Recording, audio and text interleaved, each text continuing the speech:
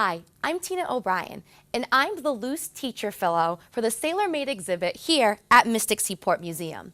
Today I want to introduce you guys to an activity that you can do with your students called the micro-memoir. The micro-memoir was introduced to me by two of my colleagues, Jason and Amy Ryan at North Providence High School. And this is a really fun activity where you can take an artifact and tell your own story based on that artifact's lineage. So what do I mean by that? Well, take this beautiful shell, for instance. There's lots of different engravings on here. There's lots of different writings. Have your students look at the object. Examine it for 5 minutes. Look at it from every single angle.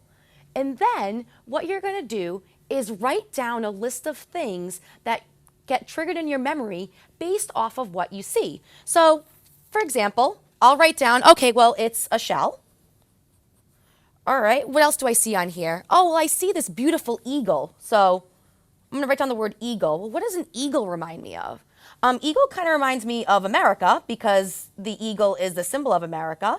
And I think, well, okay, America, well, I'm an American history teacher. So I write down teacher.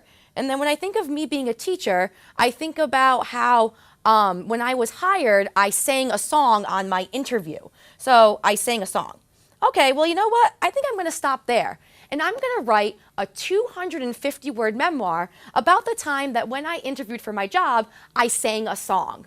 And that's how you write a micro-memoir. So it's not necessarily about the piece in and of itself, but it's about the journey of where that piece takes you. So when I do this with my students, I'd like to see where they kind of went with their object. So if I was reading this out loud, I would say, well, I started with the shell and I saw the eagle, and the eagle made me think of America, and America made me think of the fact that I'm a teacher, and I thought about the time where I got hired and I sang a song on my interview. Now remember, the micro-memoir has to be 250 words, no more, no less. And this is a way to get students to write a condensed story without going on and on and on.